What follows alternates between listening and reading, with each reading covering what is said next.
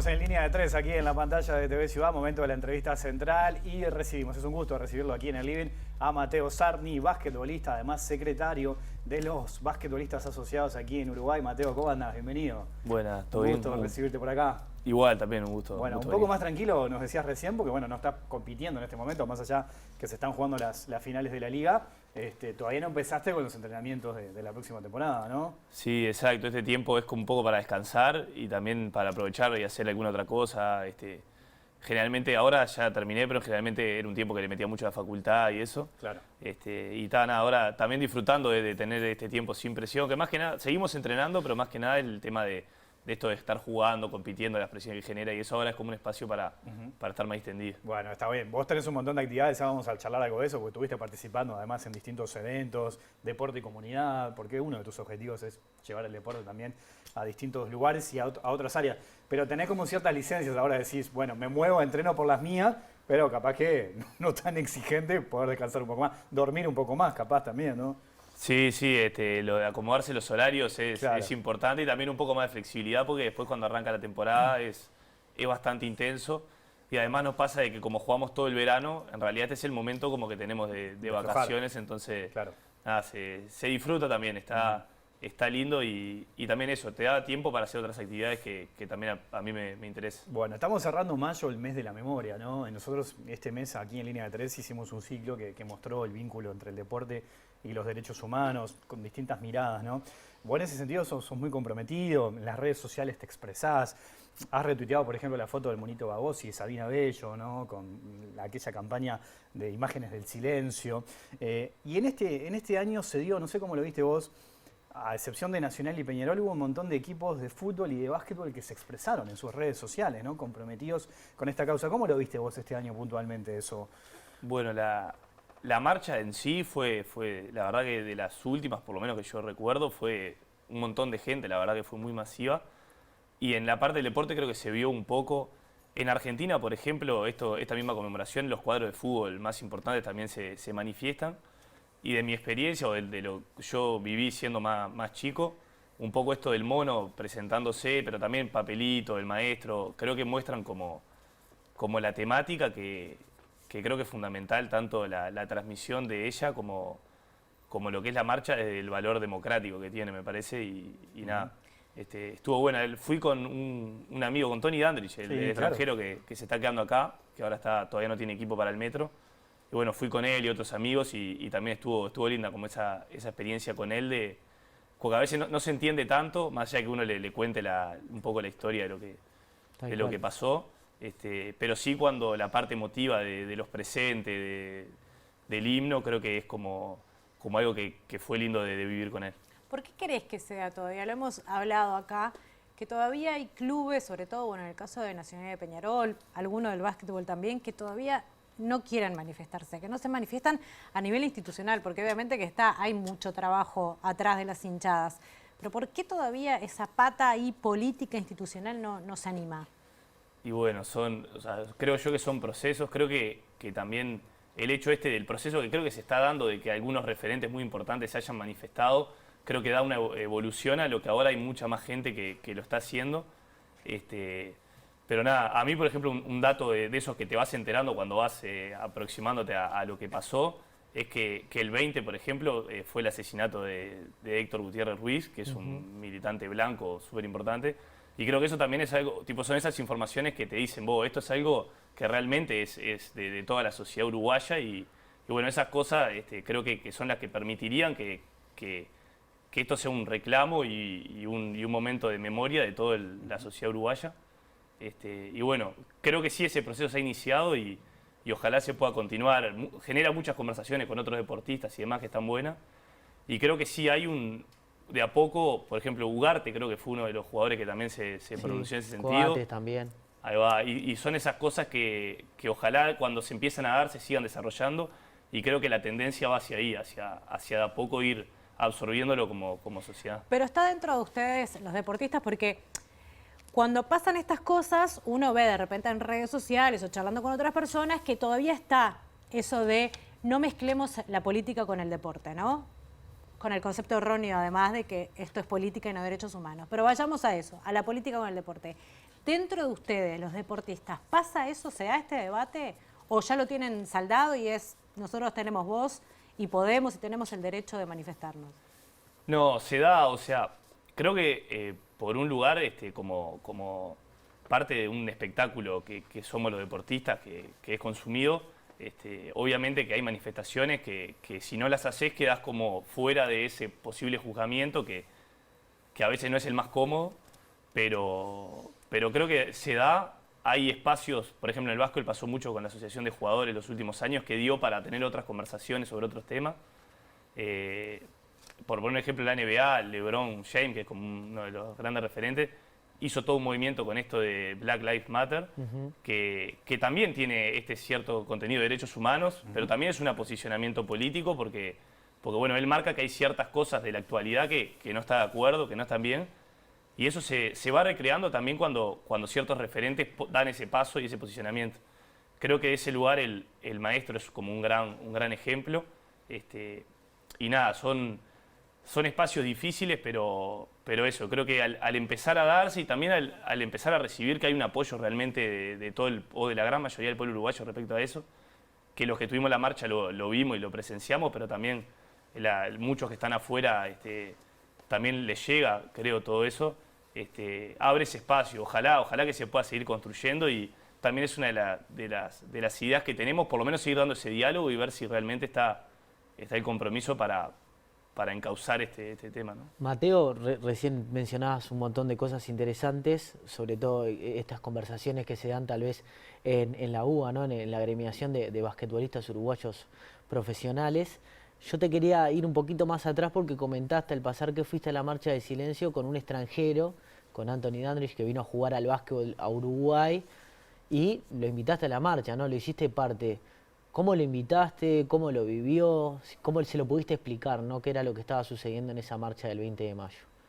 Bueno, un poco, o sea, Tony lo conozco hace muchos años y hemos tenido conversaciones del estilo, también un poco por el vínculo, él es de Estados Unidos, y bueno, la relación con América Latina y demás, que como para comentarle a veces, o sea, como son charlas que están buenas, porque también él tiene su visión de lo que aprendió, también de la relación de Estados Unidos con América Latina desde el lado de él.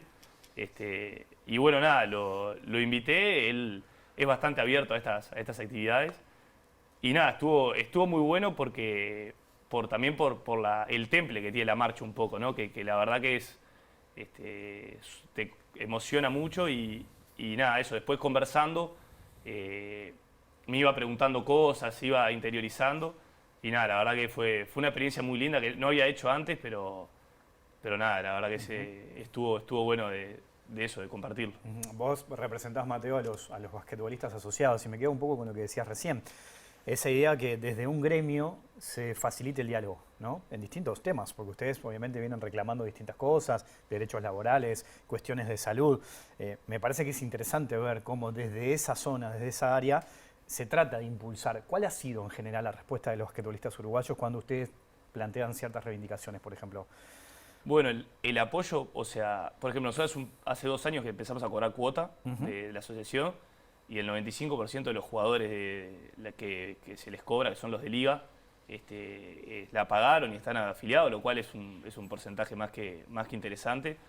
Y nada, en realidad siempre fue un intercambio súper abierto que permite cualquier tipo de posicionamiento respecto a, más que nada, la parte deportiva, pero también ese intercambio que va desde otro lugar, donde el diálogo es sobre un interés más colectivo y que a veces no es tanto solamente de la parte profesional, sino de otras áreas, creo que permitió que haya otra forma de vincularse y eso hace que haya otros temas que se pongan en discusión.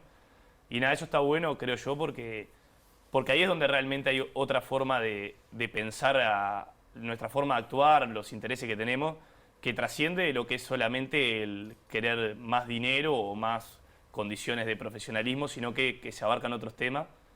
Y bueno, nada, eso, grandes referentes que hay atrás que marcaron un poco ese camino.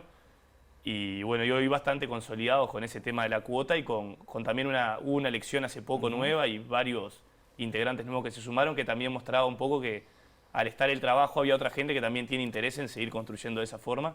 y nada, creo que es súper valioso y que también eso tiene repercusiones más prácticas de estas otras cosas que se van dando.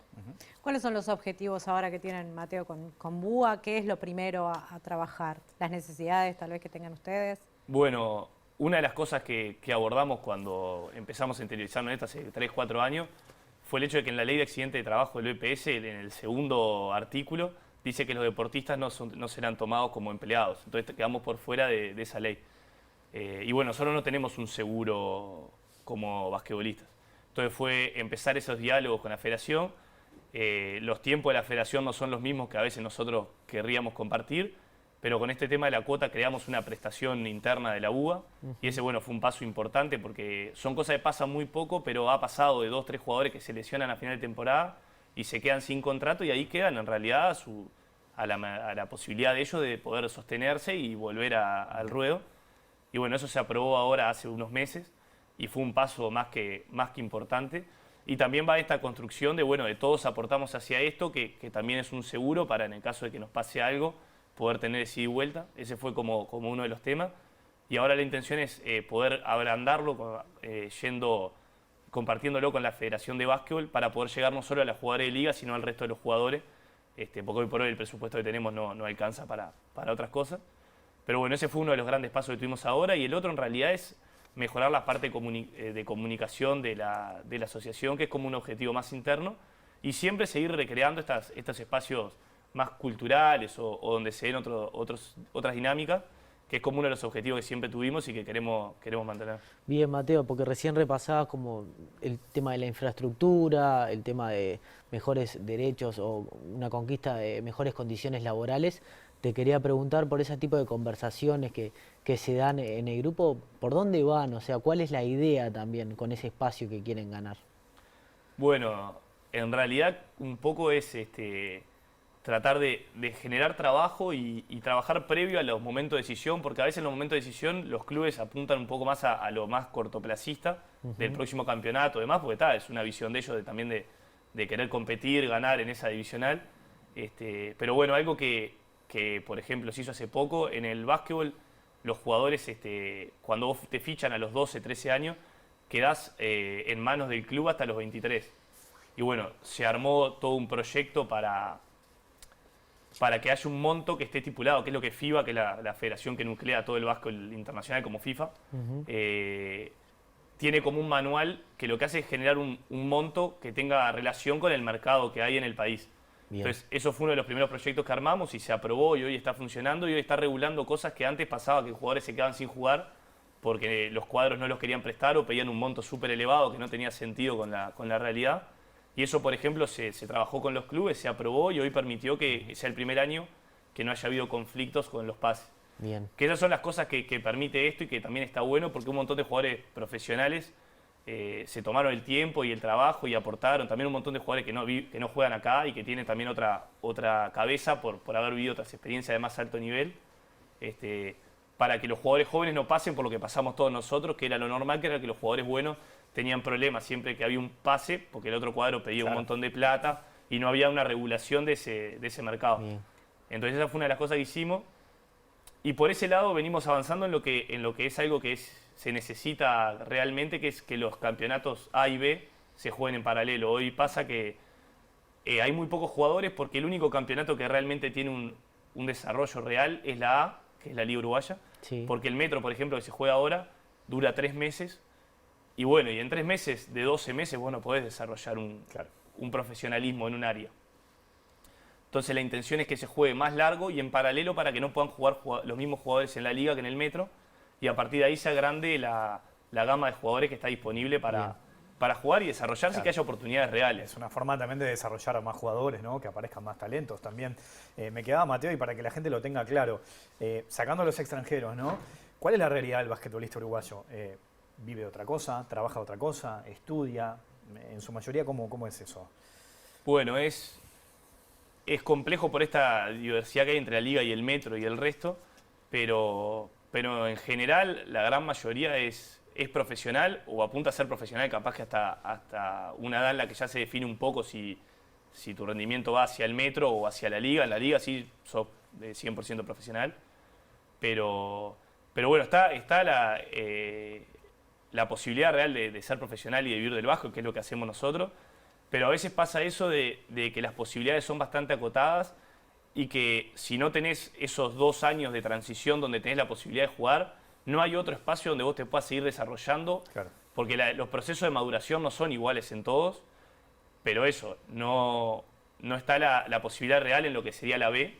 Entonces a eso apuntamos para que, bueno, obviamente que no es como, capaz que como el fútbol, que el mercado es mucho más grande, pero sí hay un mercado real y bueno, la intención es que todos tengan la posibilidad de poder llegar a tener la chance por lo menos de ver si pueden jugar o no, que hoy no nos pasa a todos. Ahora, lo cierto también es que es una carrera corta como la del fútbol. O sea, después que termina de jugar, incluso hasta con más limitaciones a la hora de poder salir al exterior también, ¿no? Las ofertas que hay. ¿Hasta cuánto puede jugar? 38, 39, 40, capaz en el mejor de los casos. Después sigue la vida del deportista también. Eso es un elemento a tener en cuenta, ¿no? Me imagino. Sí, ni que hablar. Creo que la cultura del estudio igual está bastante desarrollada en el básquetbol, por lo menos en varios ejemplos. Quizás se puede ver un poco más en el básquetbol que en el fútbol, en ese caso también, ¿no? Me parece. Sí, exacto. Creo que ahí hay un poco. En ese caso, la Mutual de Fútbol, la verdad que está desarrollando una línea muy grande en ese sentido en lo que es los futbolistas. Y creo que ellos, que obviamente tienen un montón de recursos por lo que implica el fútbol, creo que en ese caso es súper acertado. En nuestro caso hay ya como una cultura más grande de esa importancia del estudio.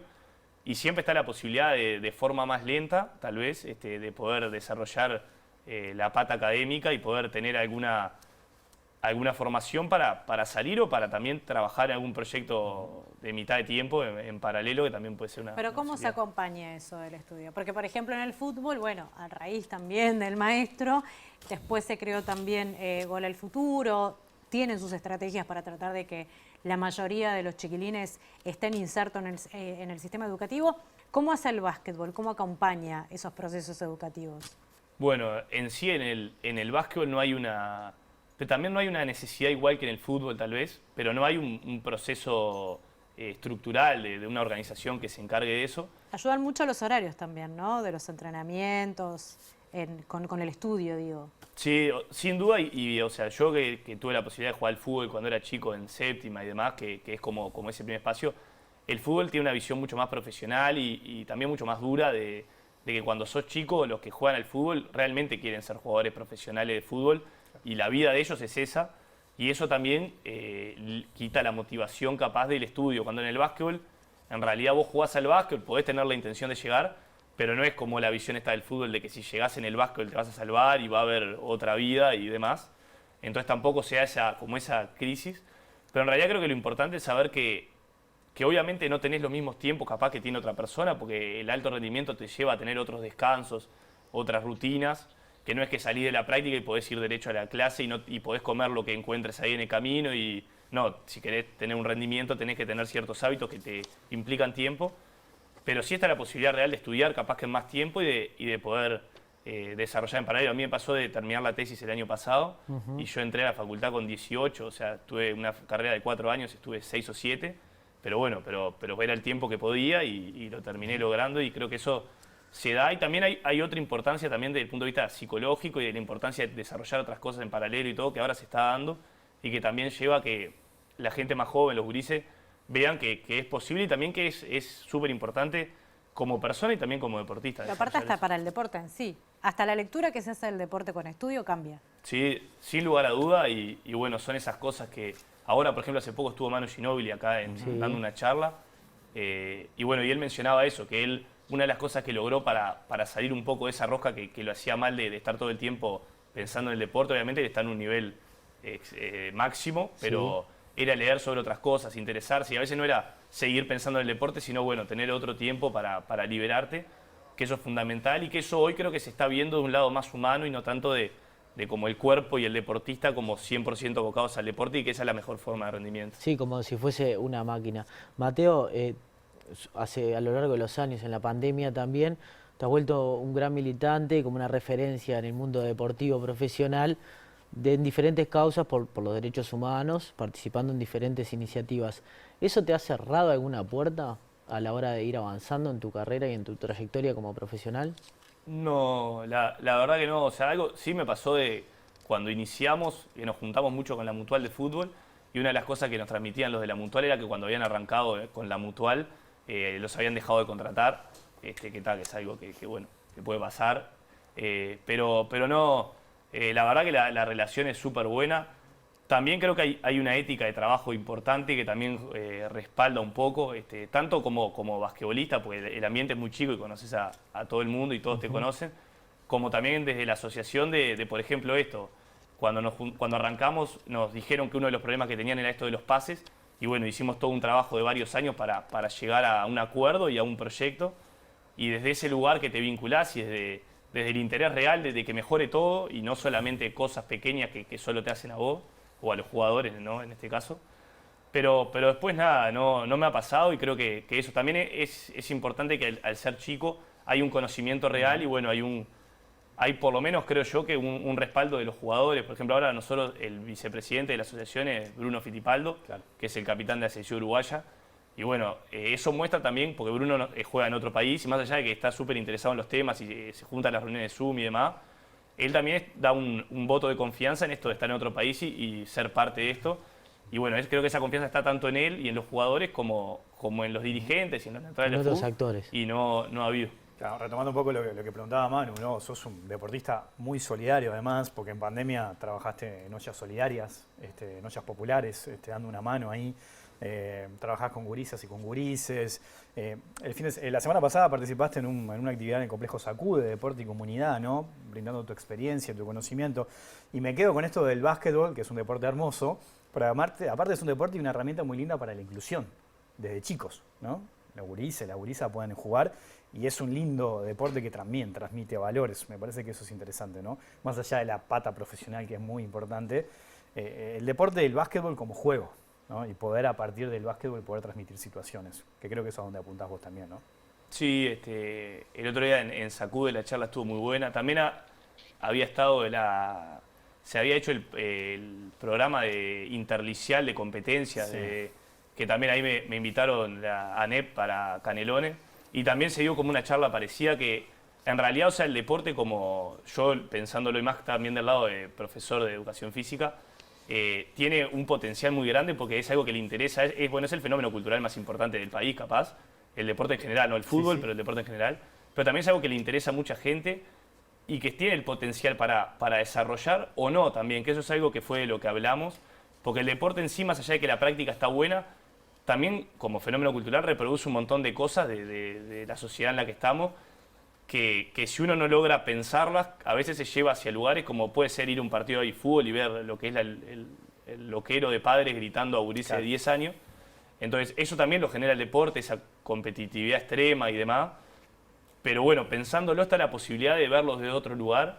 Y bueno, esos son lo que crean los espacios comunitarios que no responden a lógicas específicas de competencia, y eso permite que se piensen de otro lado y que también eso trascienda, ¿por qué no?, el espacio mismo de la práctica para pensar otras relaciones. Mateo, es un gustazo como siempre recibirte y charlar contigo. Nos quedaron temas por hablar, así que te vamos a invitar nuevamente. Y te dejamos porque tenés clase ahora, así que te agradecemos también que hayas venido por acá. No, bueno, muchas gracias por la invitación y a las otras. Muchas gracias. gracias. Nos vamos, chiquilines, nos nos tenemos vamos, que ir. Línea de 3 rapidito. vuelve la próxima semana. Que pasen bien, chao.